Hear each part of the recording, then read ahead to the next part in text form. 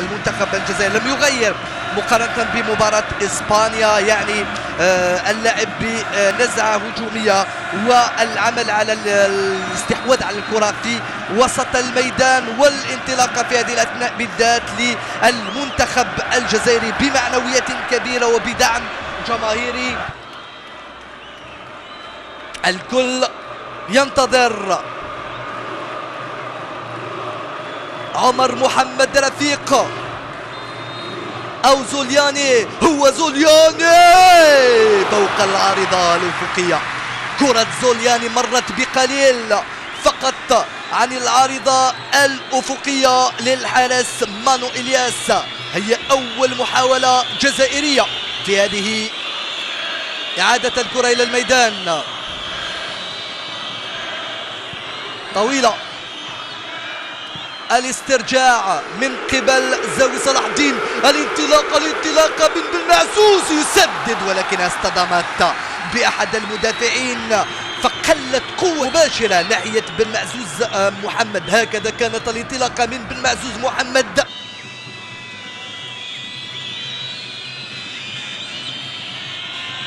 تنفذ الكرة الثابتة مغربية الرأسية، كالعادة حمزة بوعلام بثقة كبيرة جدا يمنح الأمان والثقة والاطمئنان لزملائه ولكل الجماهير الجزائرية. أيضا ضاعت منه العودة إلى الخلف ضرورية الآن. الاسترجاع بروعة من مهدي بوش من دون أن يرتكب الخطأ، يمر أمام ثلاث لاعبين بمهارة فردية رائعة. تأتي المساندة من حنفوق من هناك. انطلق فؤاد، وصل فؤاد، يلا وزع يا فؤاد.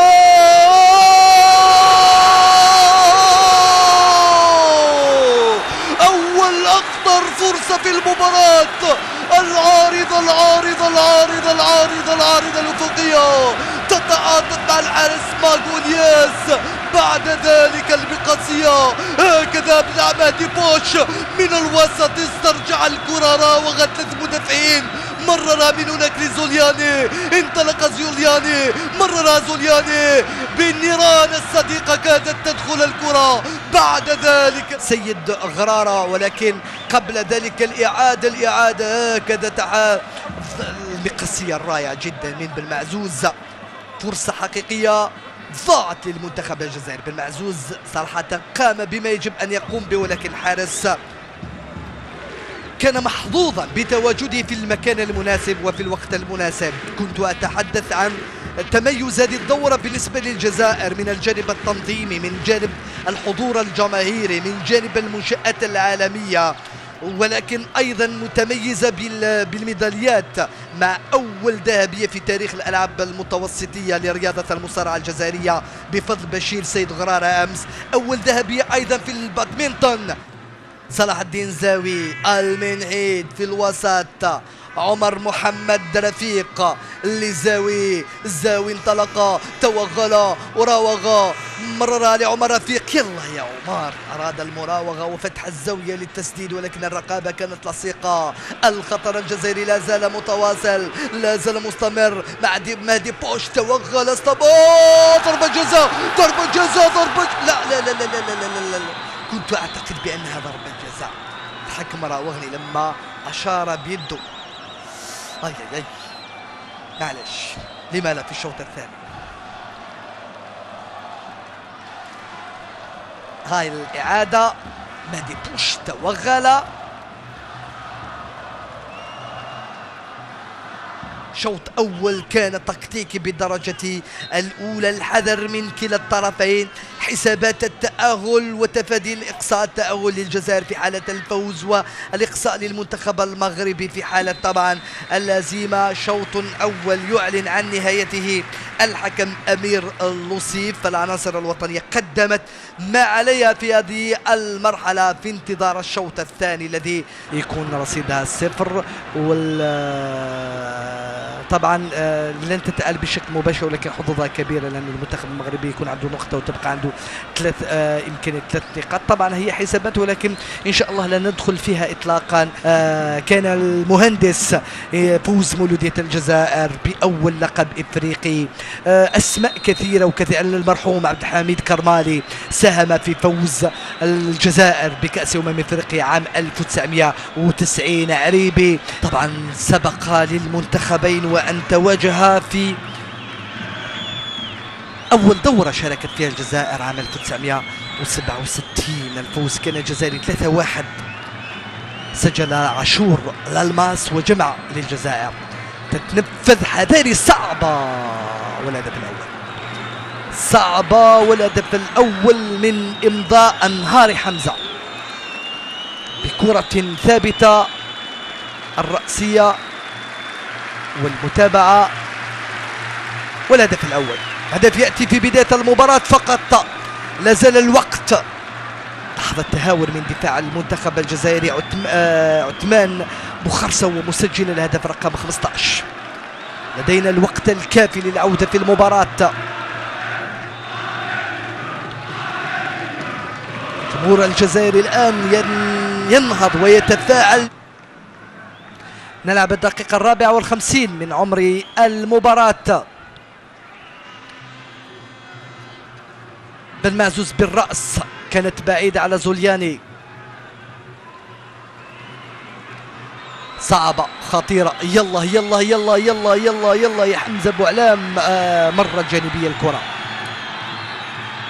بعد هذه المحاولة من مرار أيمن. حنفوق فؤاد في انطلاقة أخرى جزائرية. المنعيد بوزعزع ونيس ينتظر يتريث. يعود إلى المنعيد في وسط الميدان.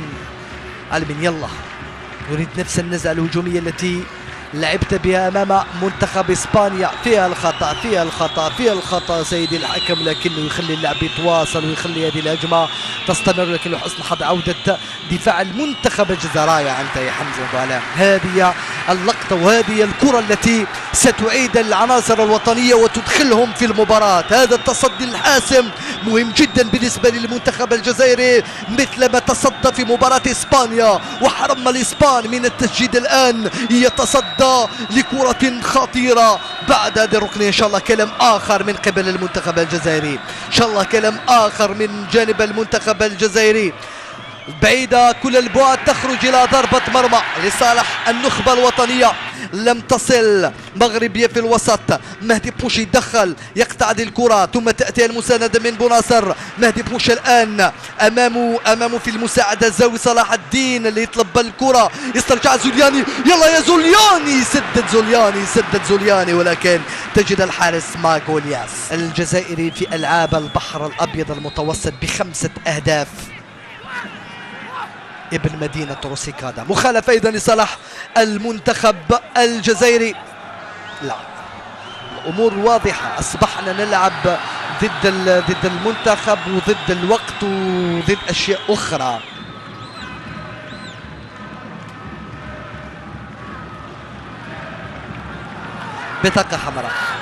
بطاقة حمراء لحنفوق. بطاقة حمراء لحنفوق فؤاد المدافع الأيسر. كانت تبدو الأمور هكذا لأن الكثير من الأخطاء لم يتم الإعلان عليها. أخطاء من جهة أخرى تصفر في نهاية المطاف. رد فعله على الاستفزاز وإشهار البطاقة الحمراء. المهم تملكون كل الإمكانيات حتى ب10 لاعبين قادرين نعودوا في هذه المباراة. طويلة بزعزع في التغطية من دون خطأ تغطية رائعة منك يا ابو ناصر يا عبد الصمد. حذاري. والثاني هدف ثاني إذا لصالح المنتخب المغربي في الدقيقة 63.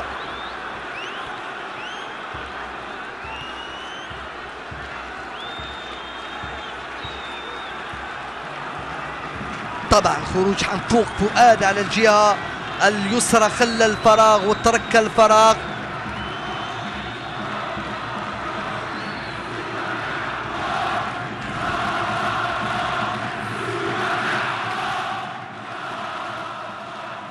تغييرات قادمة إذا من قبل المنتخب الجزائري بعد لحظات بدخول بوتيبار جبريل. عمر